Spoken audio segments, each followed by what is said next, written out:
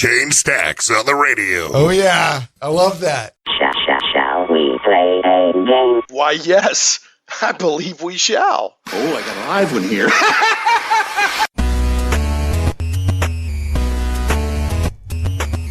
Getting geeky in Little Rock.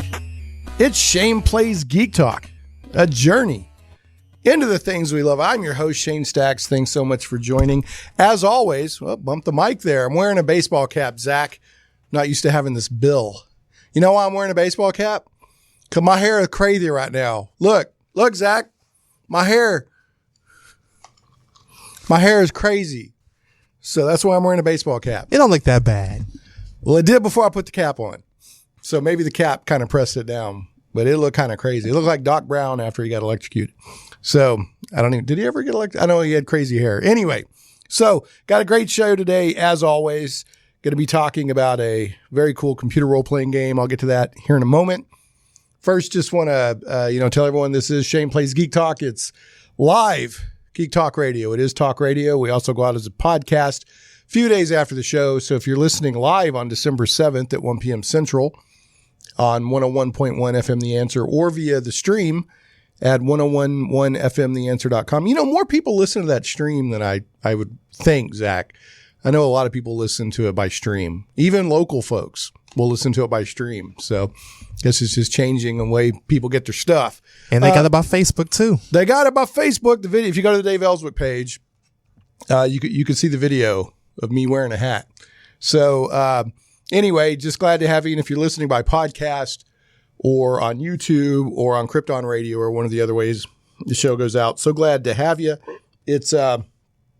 It's always a pleasure to do Shane Plays. I really enjoy it. It's when I get to geek out. It's not just games, but today is games. And my guest is Al from, I think it's Scape-IT or maybe Scape-IT. I'll let him tell me, but he's got a really cool computer role-playing game called SKALD, SKALD, which is like a Viking bard, against the Black Priory. So Al, do I have you, sir? Yes, you do. Hello, Woo-hoo. Shane. Hey, man. Glad to have you. We've been talking for a while. I've been following your game for a while. And I know I backed it on Kickstarter way back. And you sure did. yeah, I've actually been trying to help you promote it a little bit. So I like projects like yours. So now remind me, you're GMT +1. So it's 8 p.m. in the evening for you. Why am I thinking you're in Sweden? Is it Sweden? No, it's Norway. Norway. Yeah. Okay. All right. So you're in Norway.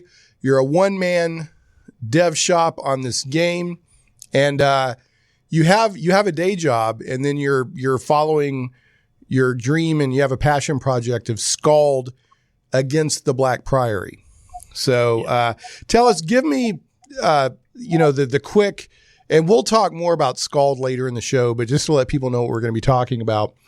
Can you give me a really quick, like an elevator pitch is where you just have a ride with an elevator to tell somebody about something. Sure. So what is SKALD? So SKALD is a retro style RPG, which is kind of styled on games like Ultima and the Magic Candle series, where we have, the game retro look and feel and in a sense a retro gameplay, but it's updated and has a lot more modern design sensibilities as well. So I think it plays a lot smoother than, those games used to do. Right. It definitely feels like them when you're playing them. I've been meaning to do this forever, but I finally got a chance earlier today to play some of the demo, and I actually recorded some gameplay footage and put that on YouTube. So if people want to go to the Shane Plays channel, and there's a SKALD, about a 40-minute video. People can kind of get a little taste of what the game is like. But it feels very old school, but it's also smooth at the same time. So, and there's a cat. You meet a cat at the beginning that hisses at you. So that's always fun. Now, I got to tell you, and we'll get, like I said, we will talk more about SKALD later, but no problem. Matt Barton is going to be happy that the first quest is you're trying to clear out a smuggling leader named the Rat Queen. In the sewers and rats make Matt Barton of Matt Chat very happy. But I didn't actually encounter a rat yet. So will there be rats? Yeah, there are rats. Okay. I encountered. You go into the sewer? Yeah, I encountered bats and spiders, and I saw a rat. And you know when it says you have a sewer encounter, and it shows you like a piece of art. I saw a rat in that art, but I haven't actually run into a rat yet. Yeah. You found 1 or 2 entrances.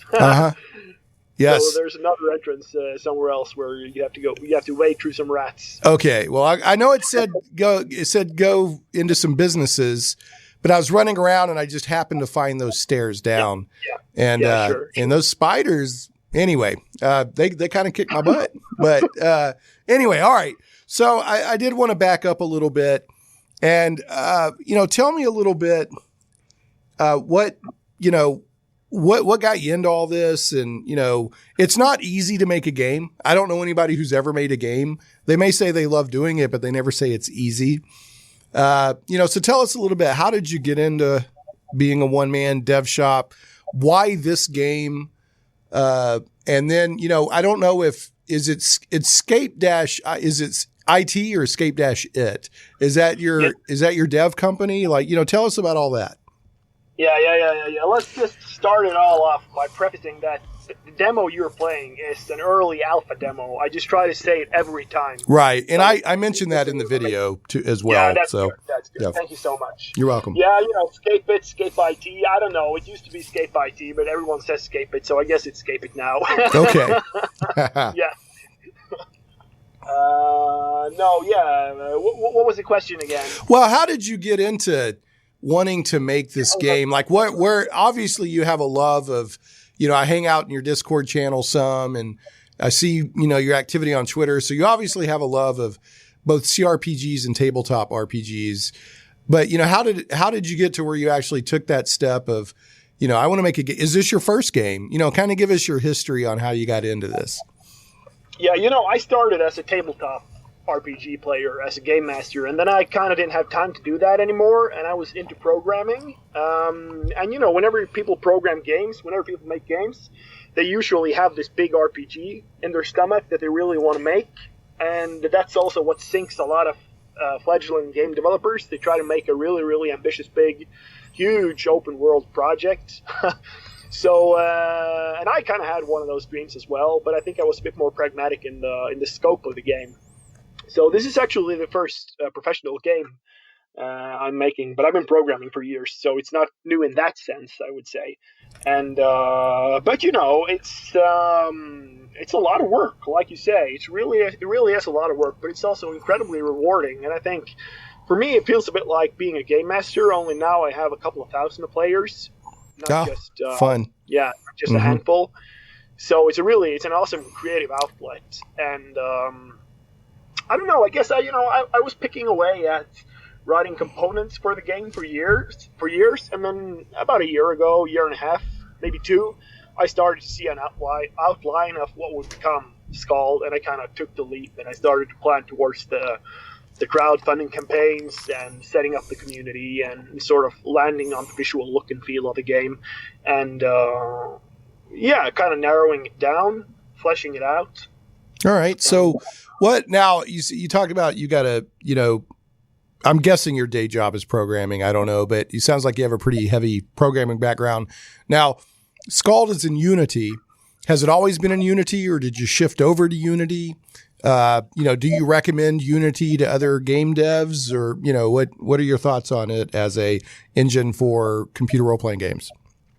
Yeah, that's an interesting question. I would say, for me, I use very little of Unity. I pretty much only use the cross-compiler of Unity and obviously some of the rendering pipelines in it. But, Unity isn't really awesome for making 2D games. So I do a lot of code to make the textures of the game. All the textures are drawn pixel by pixel on like one big texture that I baked together. Yeah, I mean, they're sprites. Yeah, they're straight up sprites. Exactly. Yeah. Mm-hmm. And the way Unity usually makes games is that it makes a 3D game, but then it kind of renders it in 2D with an orthographic camera that doesn't have perspective. But that's not how SKALD is made. SKALD is literally drawn pixel by pixel by pixel, which makes it pixel perfect. So it's, sorry to interrupt, but I want to clarify. Yeah. So this isn't a game that's using a lot of tricks to make it look old school. You're literally doing it old school. I'm literally doing it old school. But you're using... I have go ahead. huge, layers of pixels and buffers that I draw in, this homemade draw pipeline in the game. And then I kind of push out one big texture to Unity. And I just tell Unity, draw it on the screen the way Unity draws things on the screen. But up to that point, all of the animations, everything, that's literally drawn pixel by pixel in a 2D. So you just use Unity. If I'm understanding correctly, you do all the assets yourself, and then you just use Unity to kind of stitch everything together and make the executable. I do. And if I knew that I was only going to do it on PC, I probably wouldn't use Unity at all.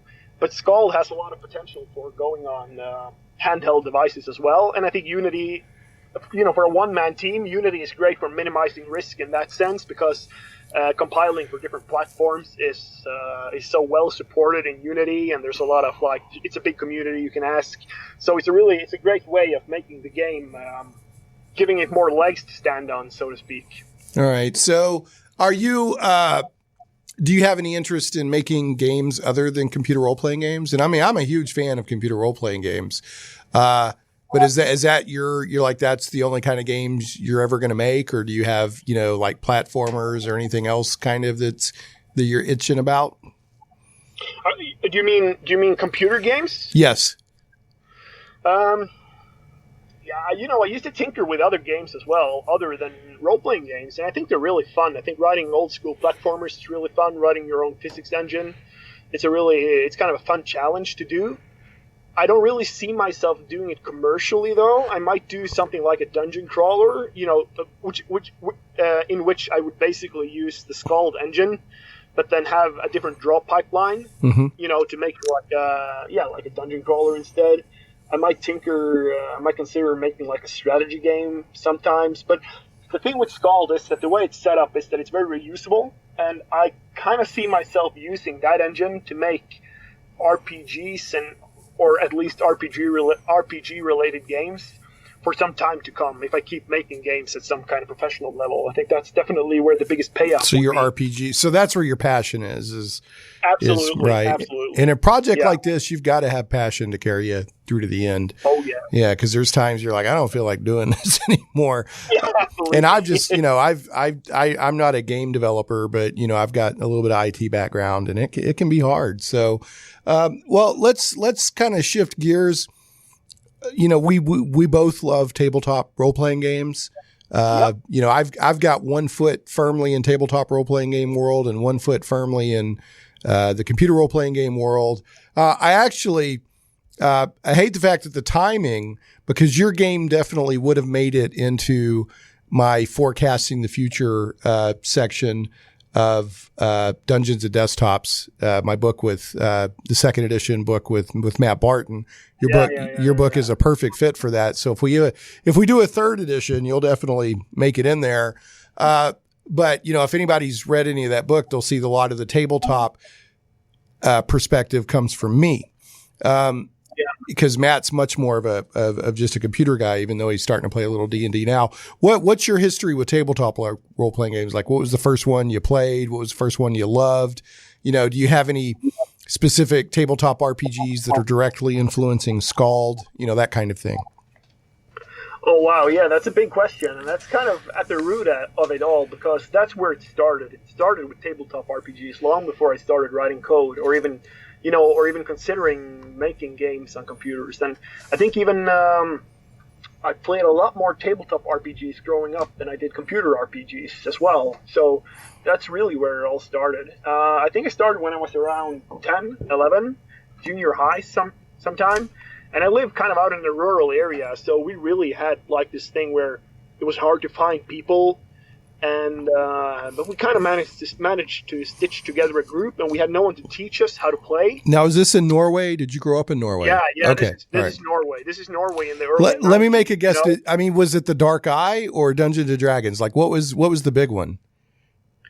In Norway, I've heard about the Dark Eye, but as far as I know, I don't know a lot of people that played it in Norway. Dungeons and Dragons was way bigger. Was it? As far Okay. as I know, but this is pre-internet, so it's hard to tell what kind of communities was. Well, lurking from around. what I've heard, a large part of Europe, and I don't, I know that Norway and Sweden are not just, well, how would you consider them mainland, main Europe?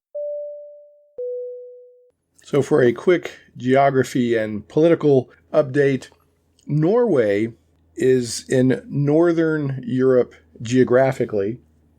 However, it is not politically part of the European Union. It's also considered Scandinavia with Denmark and Sweden. And then according to some sources, Finland and Iceland are also considered part of Scandinavia, but I guess it depends on who you ask. And then on top of that, Norway is also part of what's considered the Nordic countries. So there you go. Who said Shane Plays couldn't be educational? Well, actually I said that, but anyway, back to the show. But I know like Germany and other areas, the Dark Eye was way bigger than D&D for a while. But it's interesting to hear that in Norway, D&D was the big one. As far as I can tell, it was because whenever I found RPGs in bookstores, which you would occasionally do, it was always D&D or there was some Rollmaster, some MERP, Middle Earth role playing game. MERP, I love MERP. I love MERP so much. Yeah. That's the first book I ever bought. Yeah. The black rimmed MERP book, the softcover one. Do you remember? I just remember my favorite fumble ever is the one where you trip over a long dead imaginary undead or imaginary turtle. Do you remember that fumble? I knew you were going to say that. I knew you were going to say that. It's my favorite fumble in the history of RPG. Yeah, you trip over a long dead imaginary invisible turtle or something like that, and you're stunned. Yeah, something like that. Yeah, exactly. Yeah.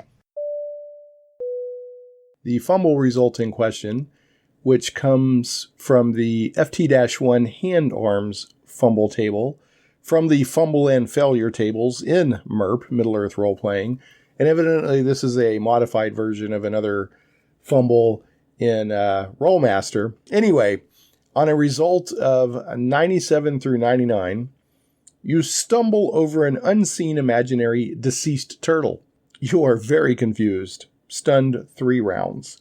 There you have it, my absolute favorite fumble result in the history of tabletop RPGs. And now back to the show. Yeah, anyway, so I interrupted you. Go ahead. So you had D&D and MERP and Rollmaster. Yeah, and I never remember seeing the Dark Eye. Literally never. And I didn't hear about it until I was an adult. Okay. Fairly recently even. So I can't imagine that it was big in Norway. Okay. And, people might be screaming at the screen right now. But as far as I know, there wasn't. It's curious. I don't remember it. I only learned about the Dark Eye 2 or 3 years ago, so I'm sort of fascinated. It's almost like a parallel universe in certain parts of the world where the Dark Eye was the big one, and I'm always curious, how did that influence the tabletop role-playing game hobby for those people, compared to D&D being the big one. But anyway, go ahead. Sure. Yep. So are there any, like what you did you go from D&D to something else, or have you always been kind of a fantasy role-playing game, tabletop role-playing game player? Or? No, I did a lot of different games. I was always a game master, and we did a lot of different games. We did a lot of post-apocalyptic science fiction. We did a lot of contemporary horror. We played Wizards of the Coast had a product line called Alternity, and there was a setting called Dark Matter in the Alternity product line. We played that a lot. That was really cool. Kind of an X-Files game. Okay. Yeah, I really enjoyed that. And but we did a lot of homebrew settings and systems. So we had this homebrewed science fiction post-apocalyptic setting that we played for years. And then after a while in university, we started playing D&D because 3rd edition came out, and it was kind of fresh back then. It was really easy to get back into, and we ran a campaign for years in 3rd edition, and that campaign actually laid a lot of the groundwork for the setting in which SKALD is set Oh, interesting. Okay. Yeah. So there are things that are ripped directly out of the the old tabletop campaign. So There's even a couple of my old players are still in the Discord community even. So so some of awesome. some of your world building comes directly from your tabletop campaign. Absolutely. I'm starting to hear that more and more, and it just goes to show that, there's so many people out there talking about their later efforts in life, whether they're making movies or writing novels or, making games. So much of it directly relates back to their experience with tabletop role-playing games. I think the impact of tabletop role-playing is only just beginning to being shown. Especially, because there are, like you say, there are so many people coming out of the woodwork. Yeah, I used to play D&D. I used to play tabletop RPGs, and it's influenced my writing, movie making. And I think we're only seeing the tip of the iceberg even still. Right. I agree. Yeah, it's having a huge cultural impact. Not just the types of stories that were being told, not just the fiction of it, but how it helps people tell stories in other mediums, in other industries and stuff like that. So Absolutely. really super cool. So, do you think that as a game developer, like switching over to computer games, do you feel that your time playing tabletop RPGs and learning the mechanics and all of that, I mean, do you think that gave you a leap forward, developing a computer RPG, or was it maybe even a hindrance because you had to change your way of thinking? No, I think it was a huge boon to have that background. For me, it's been indispensable. I don't really see how I would have done it without. Or, of course, if you play a lot of CRPGs, of course you can get, that's also a background to come from. But for me, this is pretty big. And also because I think I spent a lot of time both as a GM and also writing my own systems for the last years. And kind of having to doing that is also really... because game development is a separate part from just implementing the game you're designing. I mean, designing a game, and having designed game in any medium, I think is really helpful when designing a computer role-playing game, because there's a lot of design. It's not just all writing code. There's really a lot of tinkering that goes into making the rules flow smoothly. Just making a magic system is a huge task in a role-playing game. Where you get a lot of help from, coming from a tabletop RPG background. I would definitely say, absolutely. Yeah, I noticed that when I first started playing SKALD, I mean, obviously, a lot of the attributes like strength and this and that, fortitude, and then the skills. I was like, okay, that I can see right where that's coming from. But then the magic system, the clerics, the divine magic, you have a stat called devotion, which would be kind of like mana, but for clerics. And when you cast spells, it costs devotion points. And then the wizards have you have to manifest, you have to learn a spell, you manifest, you get a certain amount of manifest between rests. So you have a list of spells, you manifest, it tells you which ones you learned, and then you can cast those. So it's, I could see where all that came from, but it's not just D&D called something else. I mean, you've got your own system going on. Yeah, and I think that's, I'm changing the magic system somewhat, but the design pillar is staying in. And the whole idea is that I wanted a magic system where you don't just get to cast the same spell every combat. Mm-hmm. Like D&D, you never memorize other spells. You always have the same spell, or like in Might and Magic, you have the same spell on the quick slot, and you keep casting it. I wanted something where it's like playing Magic the Gathering, where you're dealt a hand, and then you have to try to optimize what you're dealt. Yeah, that's a good way of putting it. You have a percentage chance each time you quote unquote manifest, which is an attempt to learn your spells. You have a percentage chance of what you learn. And then from there you can cast it. So it's not a mana based system. It's it's almost like you said, there's a little bit of randomness, and then you've got to take your skill on top of that randomness. So pretty neat stuff. So I know that people almost joke around about it in your Discord channel now. People can look up SKALD on Discord, SKALD. Al's Discord handle is SKALD RPG, SKLD RPG. I think that's the same as your Twitter, SKALD RPG. It is. Yeah. And people almost joke around now about the Magic Candle. So obviously you're a huge fan of the Magic Candle series. Are there any other major CRPGs that you just really loved growing up or love now? And did any of those influence, your design of SKALD RPG? Yeah, sure.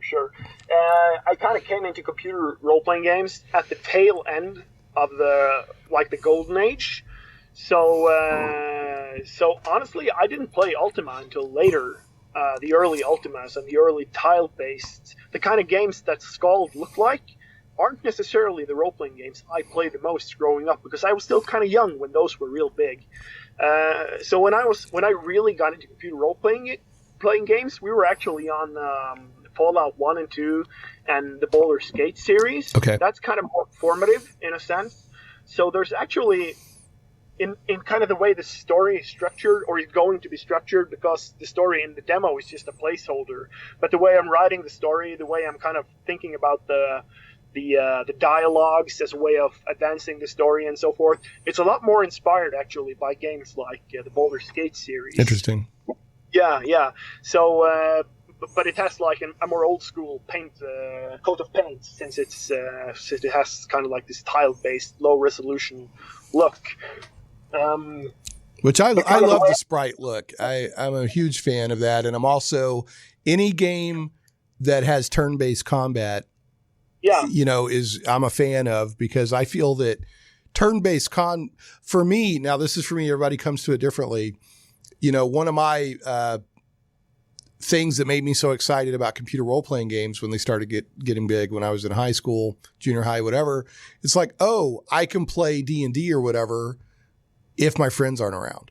So exactly. I want kind of a tabletop experience. And so, most tabletop RPGs have a turn-based tactical combat system. So that's what I like. And now we're getting games like Pillars of Eternity. They first came out with sort of a real-time with pause system, but now they've added a turn-based mode. So that's the best of both worlds right there, if you can make it work. So, all right. So Magic Candle was big for you. You said so you went back and replayed later the Magic Candle series, games. Is that kind of what happened? No, actually, the Magic Candle games were pretty much, that was when I started doing role-playing games. And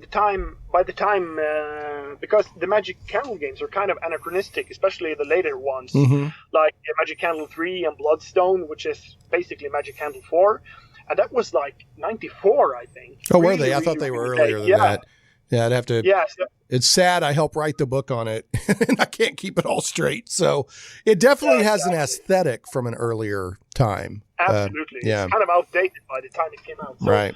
So that was kind of like my big tile and turn-based RPG. And after that, it was pretty much Fallout, Baldur's Gate, and then beyond for me. And then I, years later went back and replayed like the Ultima 4, Ultima 5, the earlier Magic Candle games as well. So what is your opinion of those games coming from it? Because a lot of the love those games have is because people played them in the context of when they first came out. And then if people go back and play them later, they're like, I don't see what the big deal was sometimes. So what was your impression of those older classics, playing them later? I think there's a lot of interesting aspects to them, but I really keep pounding my head in the wall, especially in terms of the UI.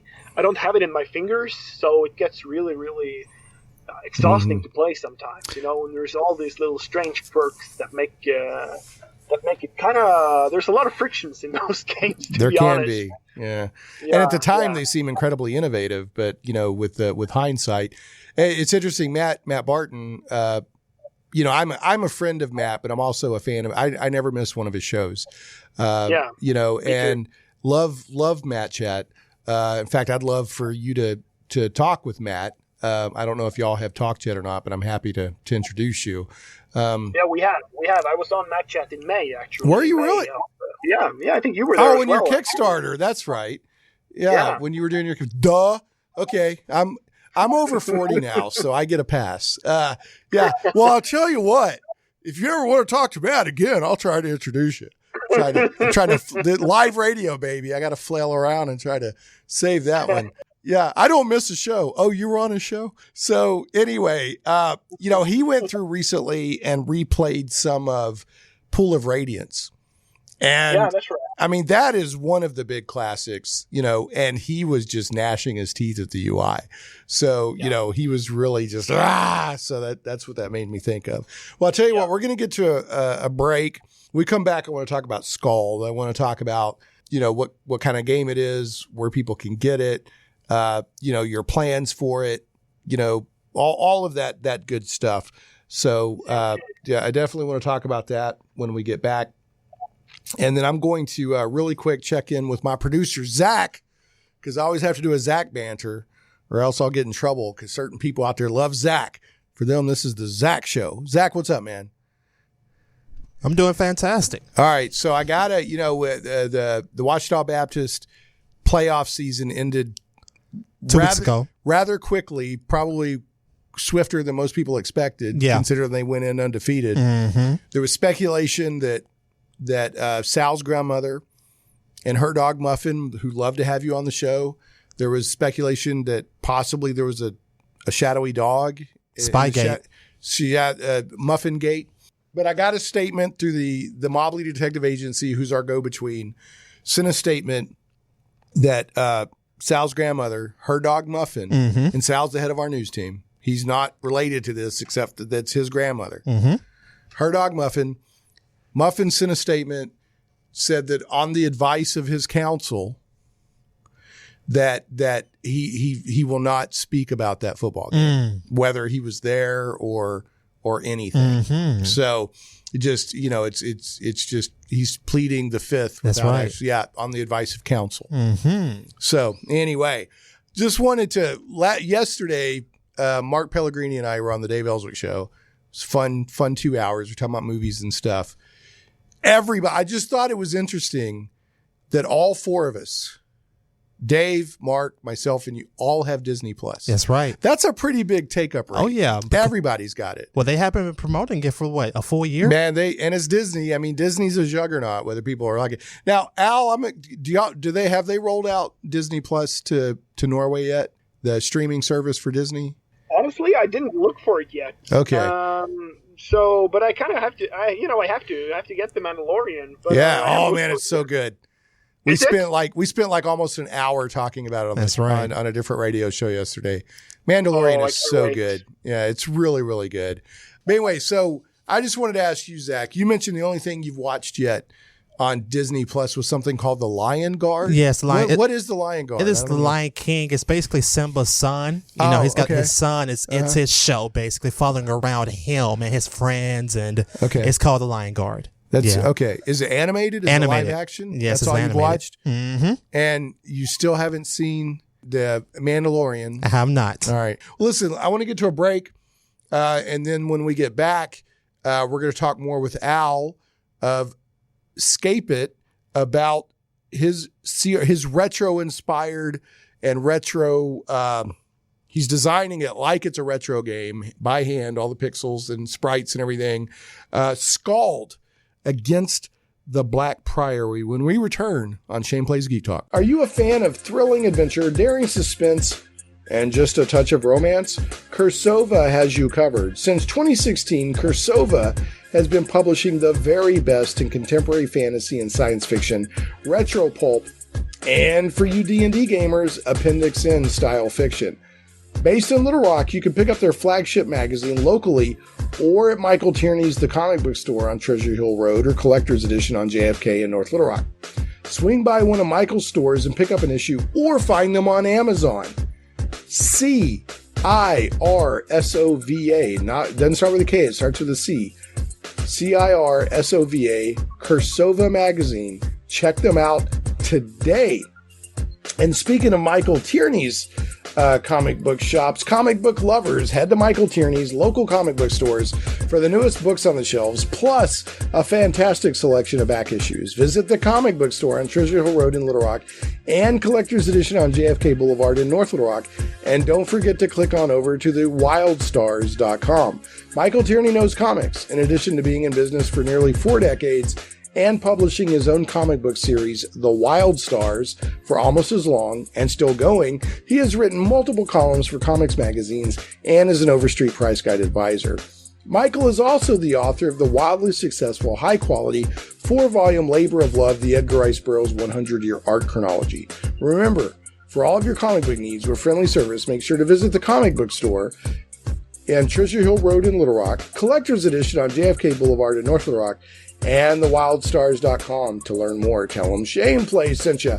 And last, but never, ever, ever least, I want to go ahead and throw out some love to Game Goblins. Some goblins are your friends. Game Goblins is Central Arkansas's premier retailer of Magic the Gathering, Warhammer 40k, board games, card games, RPGs, miniatures, and hobby accessories. Call Game Goblins at 501-224-GAME or visit them online at GameGoblins.com. That's 501-224-GAME or GameGoblins.com. Conveniently located 1121 South Bowman, right on the corner of Bowman and Canis in West Little Rock, and staffed by friendly employees, Game Goblins has expanded their store size, and there's plenty of room for exciting inventory and tables for play space. You'll like that space because Game Goblins has gaming events every day of the week. For all of your gaming needs, I heartily recommend Game Goblins. Make sure to check out their customer loyalty program that rewards you based on your actual purchases. Game Goblins earns your business and keeps it. First-time customers, mention Shane Plays and receive $10 off your purchase of $50 or more. Tell them Shane Plays sent you. And folks, if you do visit any of my sponsors, please tell them that you hear about them on the show. That helps them know that their advertising money and the relationship we've built is time and money well spent. Shane Plays Radio is blessed to have sponsors, and we appreciate them very much. However, did you know that you can also support the show as an individual for as little as $1 an episode? Simply go to patreon.com/Shane Plays. Shane Stacks on the radio. Oh, yeah. I love that. Hey, welcome back to Shane Plays Geek Talk, a journey into the things we love. I'm your host, Shane Stacks. Thanks so much for tuning in. Got some quick show notes to go through here, and then we're going to be talking with Al, who is in Norway, and he's a one-man dev team through Scape-IT on SKALD against the Black Priory, which is an extremely cool computer role-playing game that not only looks retro, but is retro. It's being built and developed using pretty much the same techniques. So, and we're going to be talking about that more just in a moment. Want to remind everybody that this is live talk radio. So if you're listening on Saturday at 1 p.m. Central, you can call in at 501-823-0965. You can also always tweet me at Shane Plays. That's ShanePlays. And if you're listening to the podcast or YouTube or Krypton Radio version of the show notes are up at shaneplays.com, ShanePlays.com. Last week's show is out there in the podcast verse, and it's running on Krypton Radio and replay, but it's episode 203, and that's Bold Comics with Mitch Breitweiser of Allegiance Arts and the cool new stuff they're doing, including getting, this just blows my mind, comic books into major retailers like Walmart. Big stuff. The podcast goes out on the blog at shaneplays.com, iTunes, Google Play Music, Stitcher, Podbean, SoundCloud, YouTube. I had a typo there. YouTube and more. And then also Shane Plays, last but never least, is carried on Krypton Radio.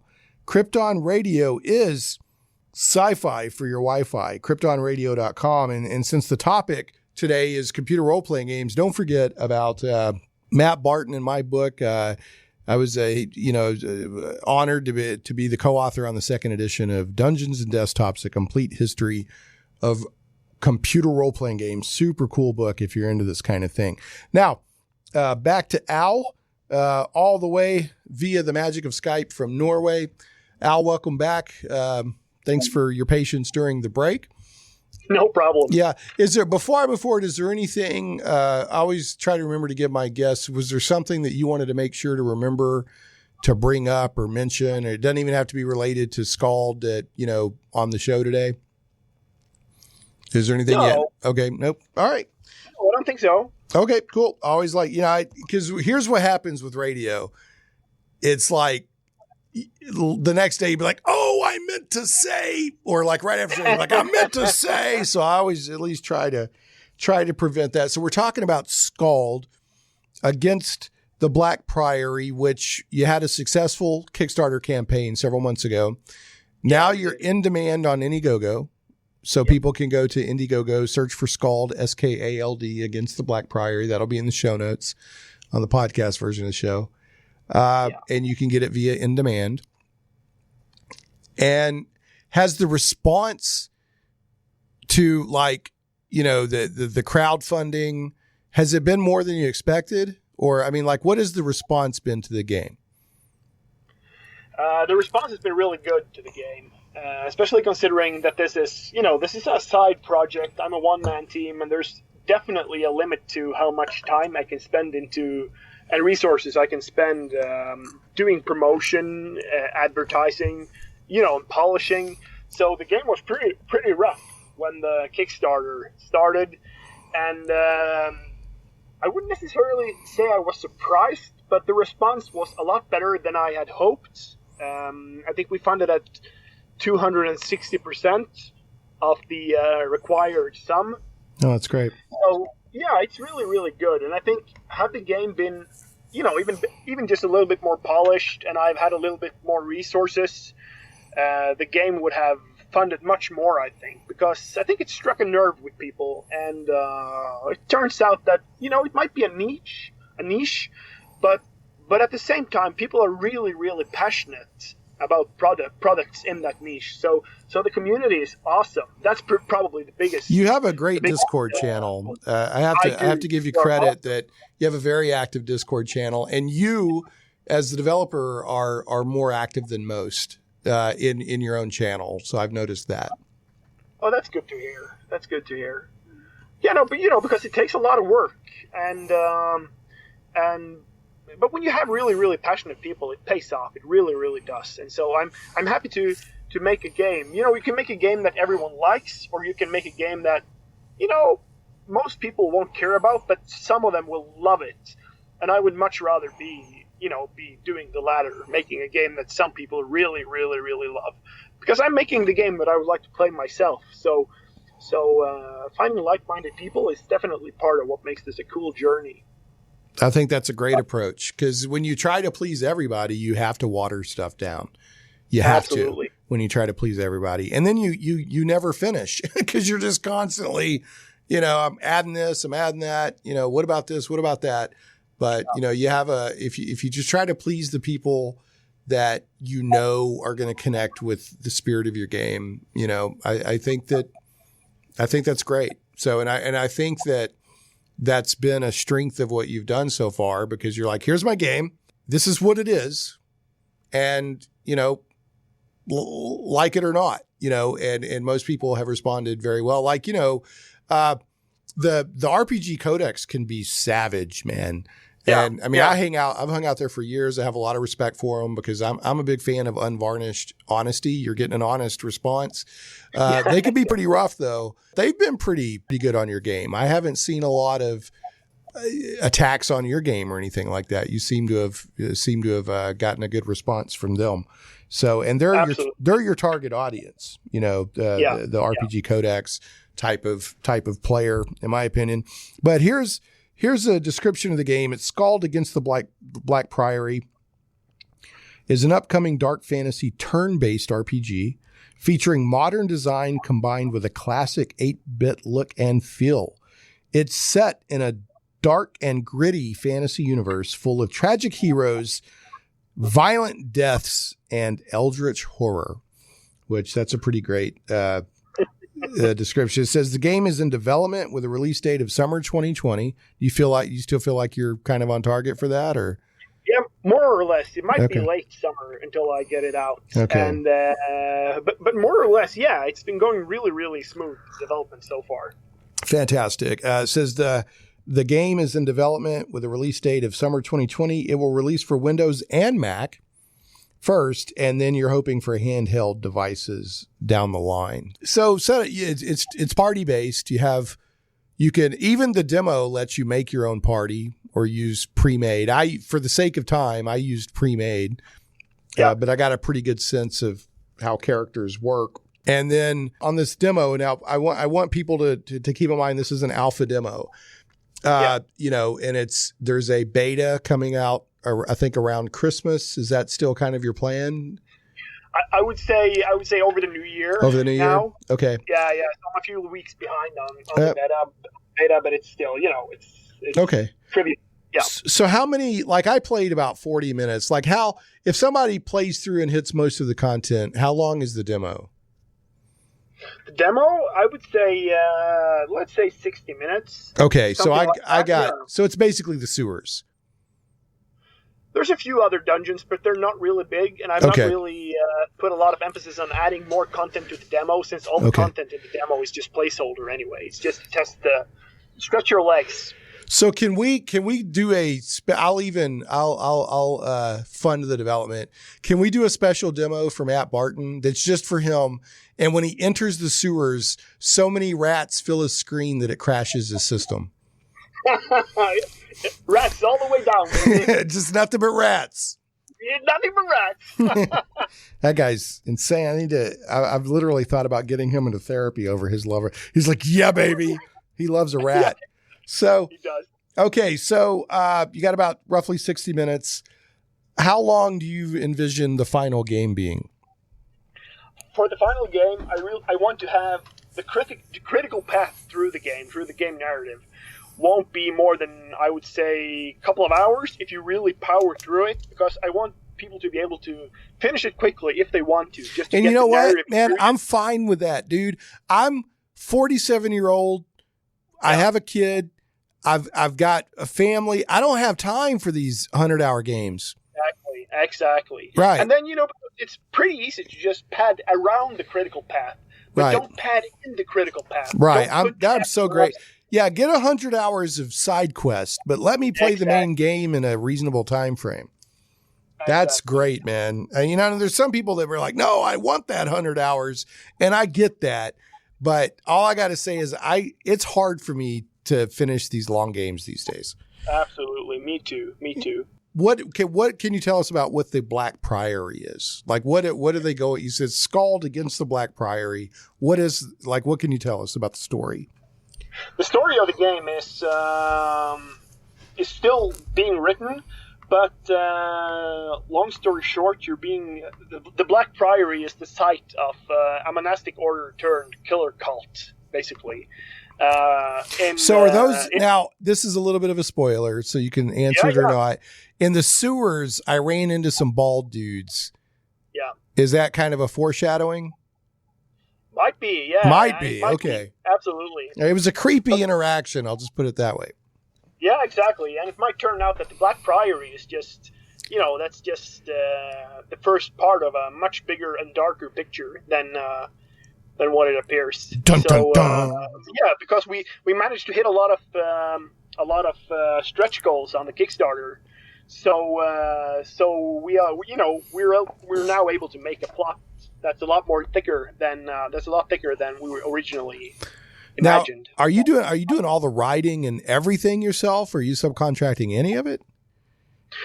I'm currently on the writing side. I'm doing it all myself, but I don't intend to do it all in the final product. I have funding to do freelancers, and all of the funding will go towards freelancers. And it's all basically sitting in an account now.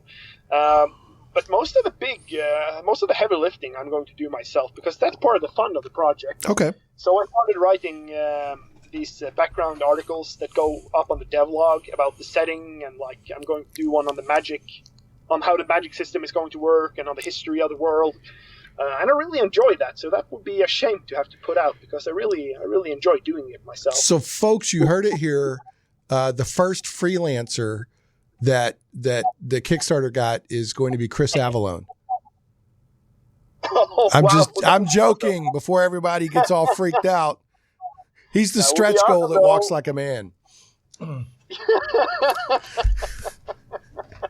I love Chris. That Jedi Fallen Order just came out, and he was involved with that. So, all right, got a couple other questions. We've only got about 4 minutes left, believe it or not. So I gotta power through these. Speaking of power through stuff, do you know when you come off of Indiegogo? I know you're in demand on Indiegogo, so people can go to Indiegogo and still get in on this. Is your price going to change once you go like quote unquote published, or like what do people have to spend to get a copy, just a basic copy of this game? It'll probably be somewhere between $15 and $20 as a baseline on Steam, and hopefully also on GOG.com. And there's always sales going on, so I would say realistically somewhere between $10 and $20. I don't intend to drop the prices too low. I spent a lot of lot of work goes making a game like this. And if you want the game, I think you're fine paying $15 for the game. So somewhere around. I mean, the demo was a lot of fun. So, what are your future plans for SKALD? Do you already have ideas for sequels or other CRPGs, or are you going to be like this is it? We do SKALD against the Black Priory, and then I'm done. I mean, like, what are your plans?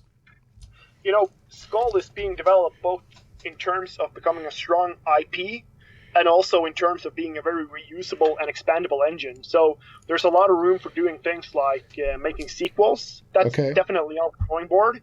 And I really, really want to, my dream would be to publish some kind of tabletop RPG product for the game as well. That's happening more and more these days, where there's an adjacent, you have a computer role-playing game, but that you can also get the tabletop setting. I'm seeing that more and more. Yeah. So, all right. Well, so you got SKALD. Folks, remember again, it's SKALD against the Black Priory. It doesn't just look retro. It basically is retro, the way that Al is developing it. Hopefully to have it sometime by the end of summer 2020. It is a very retro, classic, party-based role-playing game experience. Some of the influences were Ultima. What were the other influences that you mentioned? Magic, the Infinity Engine games. Excellent. So, and it's, the demo, which is an alpha, and Al continually mentions, this is just an alpha. Please have mercy on me. I thought was pretty smooth. That's good. Yeah. Now the dog did give me $1 or a gold piece for a trail ration, but because I was trying to feed him because he looked hurt, but he gave me a gold piece for the trail ration. So, I was trying to feed the dog. So, anyway, folks, go check it out now. Is the demo still, like, if they support on Indiegogo, can they get the demo, or is the demo closed down for now? If people join the community, I will probably give them access to the demo in a couple of weeks, regardless of if they back or not. If they back, they also get the vertical slice, which is kind of a neat little piece between the alpha and the beta version. Okay. And then if they back at a certain tier, they also go into beta testing. So join the community. Yeah, I need to get my hands on that vertical slice, I think. Yeah. Okay. So, now, by join the community, you mean Discord? The Discord, yeah. Okay. That would be the best. But you can also look me up on Twitter or just subscribe to the devlog as well. Okay. And it's SKALD RPG, SKALD RPG on Twitter. Also, there's a SKALD Discord server. I got to wrap us up, man. Al, I've really enjoyed having you on. Stay in touch. Looking forward to continuing to see how the game unfolds. I don't know if you're familiar with the format of the show, but I always end, if I can, on the bad joke of the week. So, and it's supposed to be bad. Okay, I just want to, I forgot to get you to sign the waiver for psychological damages. So please, like you say, it's an alpha. Have mercy on me. But here we go. You ready? Yeah, I'm ready. All right. 3 fish are in a tank. One of them asked the other two, "How do you drive this thing?"